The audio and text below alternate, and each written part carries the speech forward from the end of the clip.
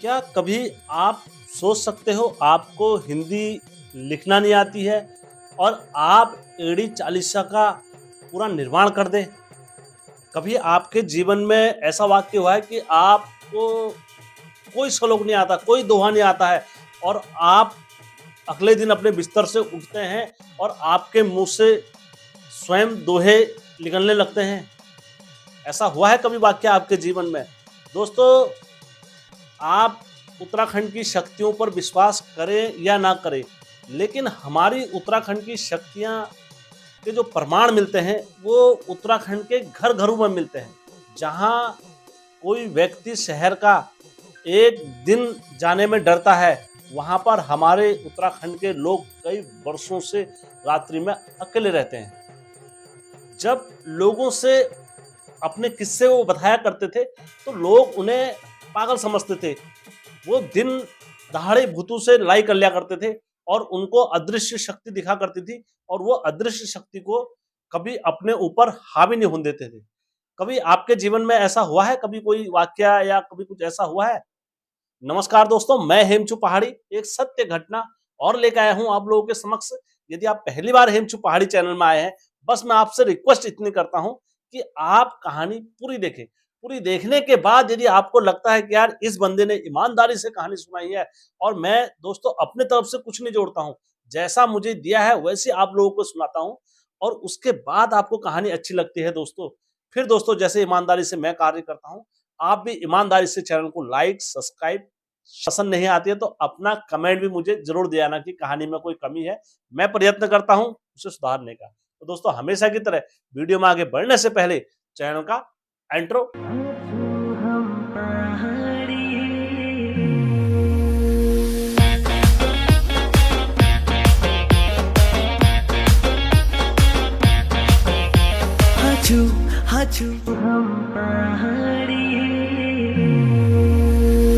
जय बिरकारा बजरंगी, हर हर हर हर हर हर हर हर महादेव। आप सभी भक्तों पर महादेव की कृपा और बजरंगबली का आशीर्वाद हमेशा बने रहने चाहिए दोस्तों सत्य घटना में आगे बढ़ने से पहले यदि आप लोगों के पास भी कोई ऐसी घटना या सत्य कहानी है तो आप लोग हेमचू पहाड़ी के साथ साझा करना चाहते हैं, मेरा यकीन माने दोस्तों, मैं उस घटना को हर हमेशा सत्य समझ के ही चैनल पर अपलोड करता हूँ। तो दोस्तों आज की जो ये घटना आई है मेरे पास, ये काली कुमाऊं चंपावत से आई है और जिनने मुझे दी है उनका नाम है ललित भट्ट जी नाम है। भट्ट जी जो थे वो बचपन से ही धैर्यवान और आस्थावान और प्रभु के प्रति आस्था थी। तो दोस्तों इस कहानी में नाम भी रियल है और जो इनके द्वारा जो चालीसा लिखी गई है वो कमेंट बॉक्स में मेरे आपको मिल जाएगी, आप वहां से पढ़ सकते हैं। जिस किसी भाई को चाहिए तो कमेंट बॉक्स में मेरी दोस्तों ललित मोहन जो भट्ट जी हैं, दरअसल वो बचपन से ही अपने अध्यात्म जीवन की यात्रा शुरू कर दी थी। कैसे, मैं आपको इस कहानी के माध्यम से बताता हूँ। दोस्तों जब काली कुमाऊं में जब ललित मोहन भट्ट जी जब 10वीं कक्षा में थे, वो जब स्कूल जाना उनने अपने लाइफ में प्रारंभ करा, तो उनके जीवन में मैं कहता हूँ हर हमेशा कहता हूँ, या जब आपके ग्रह कमजोर होंगे तो आपको आपके जो जीवन की कठिनाइयां हैं वो बहुत अधिक बढ़ जाती हैं। तो उसी प्रकार जब ललित कम से कम 10वीं कक्षा में जब हुआ तो इनका मन कक्षा में नहीं रखता था, तो ये क्लासें छोड़कर उठ के बाहर चले जाते थे। जैसे कभी जहां मुर्दे जलते हैं पहाड़ों में, शमशानों में, वहां बैठना हो जाता था और वहां बैठ के घंटों तक मुर्दों को देखना हुआ, कैसे जल रहा है, क्या जल रहा है। और फिर उसके बाद जब मुर्दे जलते थे तो शाम को उठ के अपने घर को चले जाते थे, या कभी इनका जो समय बीतता था अधिकतर वो जंगलों में बीता करते थे। जैसे जंगलों में रहे और काफी लंबे समय तक जंगलों में रहे और रहने के बाद इनका समय जंगलों में व्यतीत होता था, तो इनको खुद पता नहीं था इनके जीवन में ये क्या परिवर्तन आ गया, क्या इनके जीवन में एक नए मोड़ ने अध्याय ले लिया। तो शुरुआत में तो ये चीजें थोड़ी थोड़ी हुई, लेकिन जैसे जैसे समय आगे बढ़ता रहा तो ये स्कूल से जाते थे तो ये रात भर कभी घर ही नहीं आते थे। तो ये कभी कहाँ मिलते थे, जैसे शमशान में जहाँ मुर्दे जलते थे, ये वहीं बैठे हुए मिलते थे। और रात भर आप ये सोचो दोस्तों, शमशान में आदमी एक दिन नहीं रहता है। मतलब आदमी का दिन में समय काटना भारी पड़ जाता है। किसी तरह भी अपना दिन का समय काटो।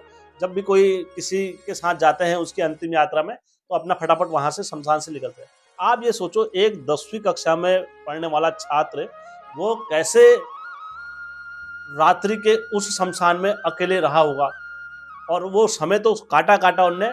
उसके बाद ये कभी अकेले, वहां कोई शमशान में कोई दूसरा नहीं, तीसरा नहीं, ये रात्रि में वहीं सो जाते थे। मैं मिथ्या नहीं बोल रहा हूँ दोस्तों, इन्होंने मुझे लिख के दे रखा है, मैं वही आप लोगों को बोल रहा हूँ। तो ये रात्रि में वहीं सो जाते थे।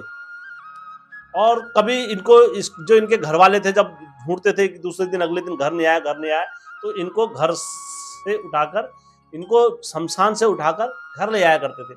और हद तो जब हो जाती थी, कभी कभार इनको जैसे वहां पर ध्यान लगा हुआ देखते थे, जप करा हुआ देखते थे, या कभी इनको वहां यज्ञ करता हुआ देखते थे। इस तरफ से इनको वहां पर इनके घर वाले जब देखने जाते थे, तो ये इस अवस्था में वहां ललित इनको मिलते थे। तो दोस्तों, अब लाजमी है जब किसी के बच्चे इस तरीके से और इतनी कम आयु में अगर दिखते हैं या ऐसी क्रिया करते हैं, तो घर वालों का चिंतित होना स्वाभाविक है। किसी के घर वाले भी हों तो यहाँ से उनकी चिंता सातवें आसमान में पहुंच। अब दोस्तों, जैसे जैसे अब घर वाले चिंता करते थे, लेकिन यहाँ इनकी हालत भी वैसी खराब हो रही थी। जैसे जैसे समय तेजी से आगे बढ़ता रहा, 1 महीना, 2 महीना, 3 महीना, तो ये बाद में क्या करते थे, जो इनने मुझे बताया, ये बाद में जंगलों में जाकर, कभी कभार वहां पर कई घंटों तक जो भूत प्रेत वहां के जो स्थानीय बोला जाता है, हर किसी का क्षेत्र होता है, तो इनकी उनके साथ लड़ाई हो जाती थी। और ये इनने मुझे बताया कि जब मेरी उनके साथ लड़ाई हो जाती थी, तो मुझे स्वयं पता नहीं रहता था मैं उन पर कैसे विजय प्राप्त कर लेता था। कभी कभार तो ये वहां मूर्छित मिलते थे, कभी कभार ये बाद में इनको होश आता था, ये तब उठ के अपने उधर को जाते थे, और इनको कभी कभार कुछ याद नहीं रहता था। ऐसा समय इनका प्रतीत हुआ। कई बार तो इनके जो ताथानी बोलते हैं, वहां पर इनके जो मुर्दे वगैरह जो जलाते थे पहले से, तो वहां के भूत इनको जो जाते थे जिनकी अंतरिम यात्रा है, तो बाद में इनको वो लगने लग गए, साक्षात दिखने लग गए। तो मजाल है किसी की, कोई इनको टच नहीं कर पाया। कहते हैं जीवन में दोस्तों, मैं एक चीज आपको बता रहा हूं, कभी भी हमारे पूर्वजों ने और हमारे हिंदू सनातन धर्म से चला हुआ है, यदि आपने दुख देखा है तो सुख भी आप ही देखोगे। और जितना ज्यादा अच्छा समय आने से पहले मनुष्य का सबसे बुरा वक्त आता है। और यदि आप उस बुरे वक्त को काट के अच्छे से धैर्य पूर्वक ले जाओगे, यदि आप उस बुरे वक्त में डगमगागे, तो दोस्तों आपकी कहानी वहीं पर समाप्त है। यदि आप उस समय को वहां से निकाल ले जाते हो अपने, तो आगे जाके आप ही एक इतिहास रचते हैं, आप ही अपने इष्ट देवता का गुणगान करते हैं। तो दोस्तों, जो इनने वहां पर से जो समय काटा, इनने कहा हेम भाई, वहां पर कभी कभार ऐसी चीजें हो जाती थी तथ्यात्मक, मैं उस चीज को देख नहीं पाता था, कभी मैं डर जाता था, कभी मैं बच्चा ही था दोस्तों एक, और कभी कभार इन्हें खुद स्वयं पता नहीं रहता था ये कैसे एक भूत से, कैसे इतने सारे दैत्यों से इनने विजय प्राप्त करी है। दोस्तों, जब इतना कुछ हुआ, अब इनके लिए ये बात क्या हो गई थी, सामान्य हो गई थी कि भूतों के साथ उठना बैठना और जंगलों में जाना और वापस अपने घर को आना। आप भी सोचो, कोई व्यक्ति अकेले जंगल में रह रहा है, ना उसे बाघ खा रहा है, ना कोई उसे भूत लग रहा है, ना कोई प्रेत लग रहा है, ना कोई ऐसी आकाशमात्र शक्ति उसे परेशान कर रही है। यदि ये देवता का आशीर्वाद नहीं है, तो दोस्तों किसका आशीर्वाद? यही देवता का आशीर्वाद दिखता है। जब दोस्तों इतना कुछ इनके साथ होने लग गया, तो लाजमी है ऐसे में घर वालों की चिंता सातवें आसमान में चल गई।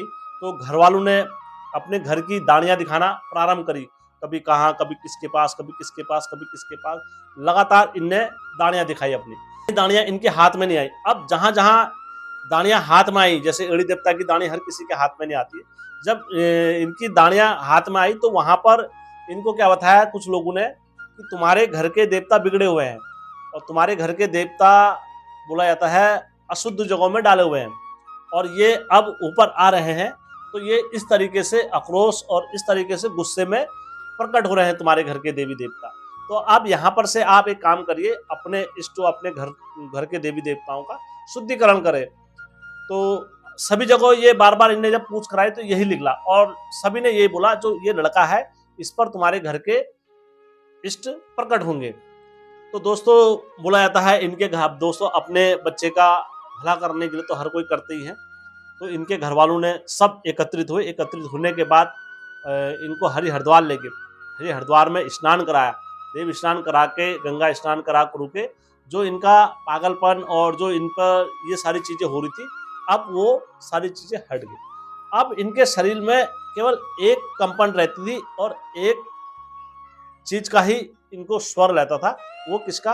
वो देवता का स्वर रहता था। दोस्तों जब इनके शरीर में मात्र एक कंपन रह गई थी, बाकी सब इनका रवाट बैठ सारी चीज़ें बंद हो गई थी। अब दोस्तों धीरे धीरे समय जब आगे व्यतीत हुआ, आगे बढ़ा, उसके बाद क्या हुआ, इनके घर में 4 साल बाद इन पर एड़ी देवता ने अच्छे से अवतार रखा।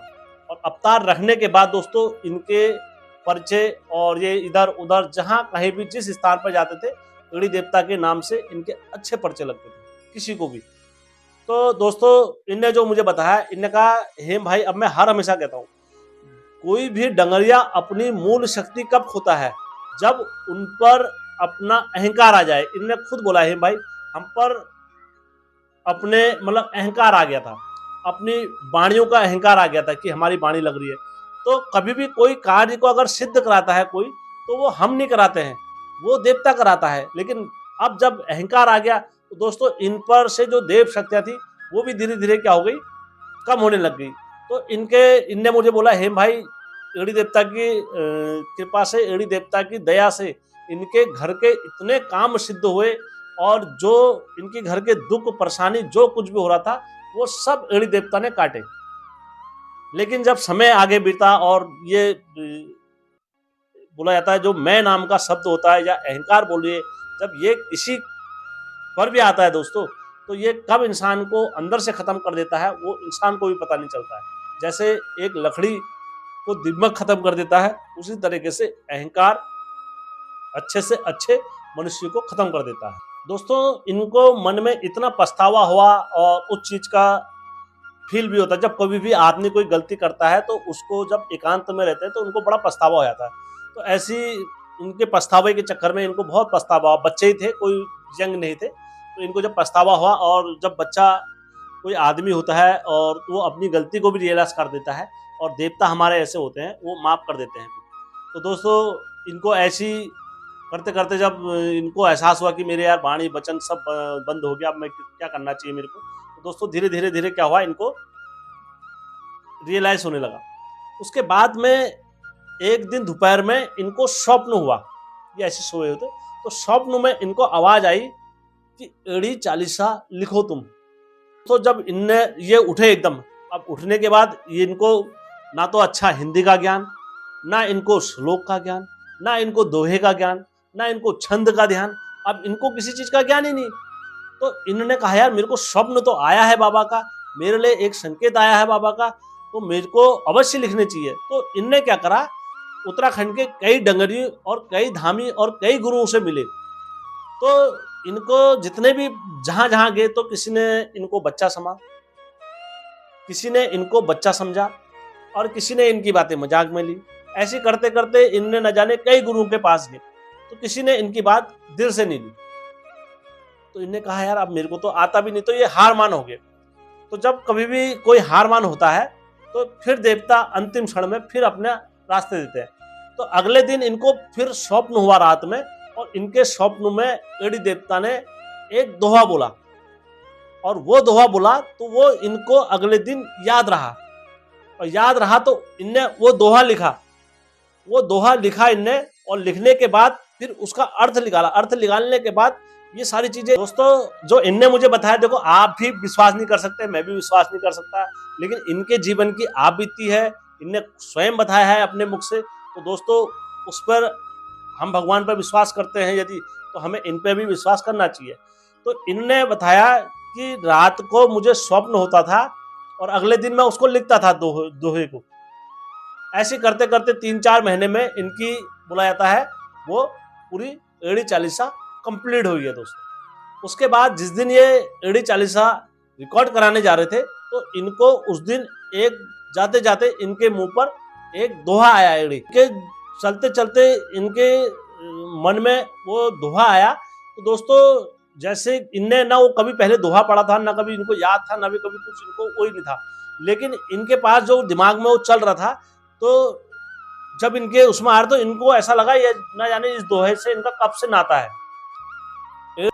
एड़ी कथा अनंत पार न पावे कोई, तुच्छ जीव क्या करे प्रेरित लिखित हम होए। तो दोस्तों इनने कहा हेम भाई मुझे विश्वास नहीं हो रहा था कि ये दोहा मेरे चलते चलते दिमाग में आया।